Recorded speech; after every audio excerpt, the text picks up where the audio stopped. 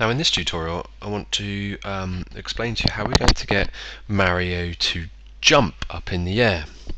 As in previous tutorials we've only kind of got it to move left, right, up or down. So the first thing we're going to do is open up Object Mario, and we need a event which is going to be in the event that a key is pressed, and in this particular key we want the up. We obviously want something to happen. Now what we first need to do is to use another if statement similar to the last ones we've been using, but to check that this space isn't empty. Okay, and again we'll check that it's 1 pixel below the character. Alright, so we're going to go in and find in the control tab the questions, and in this time we're going to say check collision. We're going to change our y to 1 and we're going to make it relative. So what this will only allow it to do is jump if it's colliding with something 1 pixel below it. So it will stop your character from being able to jump in mid-air. So if you kept pressing on the up arrow, it won't continue to jump each time, otherwise it would be just almost like a flying type game, where that's not what we want to achieve here. So if that is true, we want to essentially give it some speed. Okay, so we're going to set the vertical speed here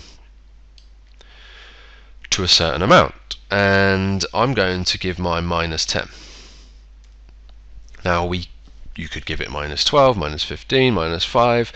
It's how high within the room you would like him to jump. Now bearing in mind that you have to set up your platforms in the room so that he is capable of jumping on them. Okay, so you can have a play around with that when you add it into your room. Alright, so I've set mine there to -10 and I click OK. So that's pretty much it for the jumping. Let's just test it now.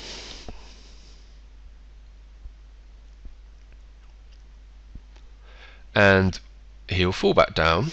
I can move left, I can move right, sorry, left and right, and when I press up he will go up 10, and then obviously the gravity will pull him down. Now you can do up and left at the same time because we use that direction variable which will just bring him back down in at 270 to the floor until he makes contact with the wall. Now you can see that when you jump, if we go across to the edge of the room here, he can jump up 3 blocks. So I don't want my platforms to be any higher than that, and you need to think about that in a similar way. So I can go now into my room with my wall object selected and start to pop in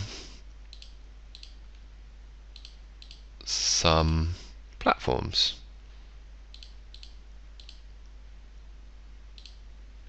Bearing in mind what he can jump and what he can't jump on, or how high he can jump and how high he can't jump.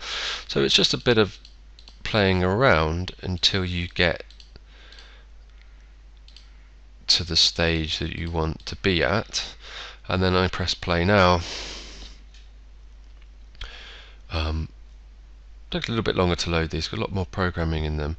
Now we don't have to, I've started him in mid-air, I should have probably started him down there in my room.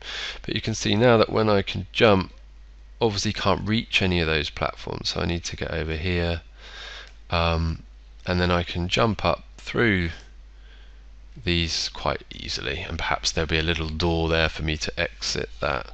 But of course, you know, that's an easy run. We're going to make the room a lot bigger, and we're going to give him enemies and things to catch, etc, etc. But anyway, have a go at getting your character to be able to jump, and then adding in some platforms, if you like, to your room so you can check to see whether or not you've got your vertical speed set correctly.